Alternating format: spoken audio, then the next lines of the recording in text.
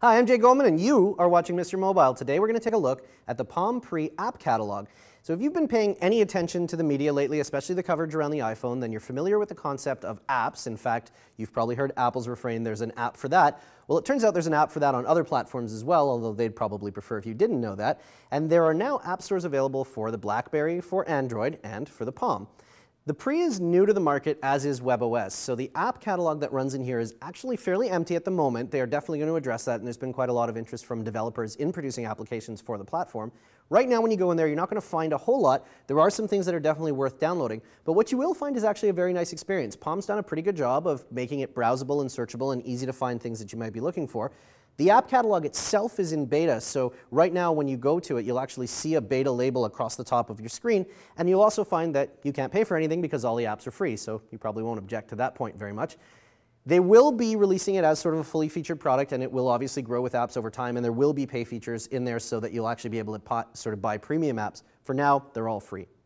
The apps that are in there kind of run the gamut. They're things that you would expect to see on a smartphone, having played with an iPhone or a BlackBerry. So there's everything from sort of connections to websites like LinkedIn, to things like Flickster if you're looking for movies. There's weather apps. There's a whole bunch of games. And they do take advantage of the hardware features in the Pre. So originally, Palm was saying that they were all going to be essentially web-based apps. This might sound familiar because it's what Apple said when the iPhone originally came out. Palm has actually released a Mojo development suite for the Pre and for WebOS in general, which does allow developers full access to the hardware. So they can use the GPS, they can use the accelerometer to sense the screen turning and all that kind of stuff. Installing apps from the app catalog is really easy. You'll find it preloaded in your Pre. It's in the launcher, so just page through to find it if it's not on the first screen. And when it pops up, you get sort of a view of featured applications and the different areas that you can jump into. You can scroll sideways through the featured applications just by swiping your finger on the screen. So there are more of them there. They're over to the right. And you can scroll up and down in the list of themes, tap on a theme to jump into it, and then you'll be able to start browsing the applications that you find in there. Installing an app is really simple. Just tap on the one that you're looking for. Again, right now there's no way to pay for them, so they're all free.